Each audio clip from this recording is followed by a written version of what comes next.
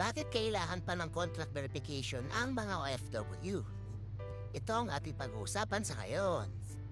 Kaya makinig kayo mabuti ha. Alam mo ba kung bakit tayo mga OFW ay kailangan pa ng contract verification bago uuwi o bumalik sa abroad? Samantalang yung ibang mga lahi diretso na lipad agad. Ganito lang yan mga kabayan. Ang contract verification ay ginawa ng Polo o DMW para masiguro na legal at protektado ka sa trabaho mo abroad. Tinitignan nila kung tama ang sahod mo, may day off ka ba, o kung maayos ang employer mo.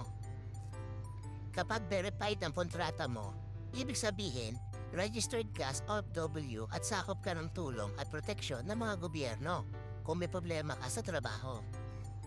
At tandaan, kailangan mo ito para makakuha ng OEC o yung Overseas Employment Certificate na siya ang ticket mo para makabalik ng abroad bilang isang legal documented OFW. Kung same employer ka pa rin at wala namang nagbago sa kontrata mo, madalas ay hindi mo na kailangan magpa-verify ulit. Pero kung bago ang employer mo o may pagbabago sa kontrata, kailangan mo magpa-verify ulit. Bakit yung ibang mga nationality hindi kailangan ito? Simple lang, kasi hindi naman ganon kahigpit ang protection system nila o ang kanilang gobyerno. Sa atin kasi gusto ng Pilipinas na siguraduhin ang bawat OFW ay ligtas at may laban sa kahit anong sitwasyon sa abroad.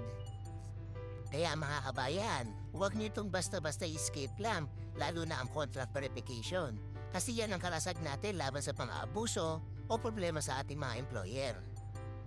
Ikaw kabayan, verified na ba ang kontrata mo bago ka umuwi? O isa ka sa naguguluhan kung kailangan mo ba mo pa-verify talaga nito?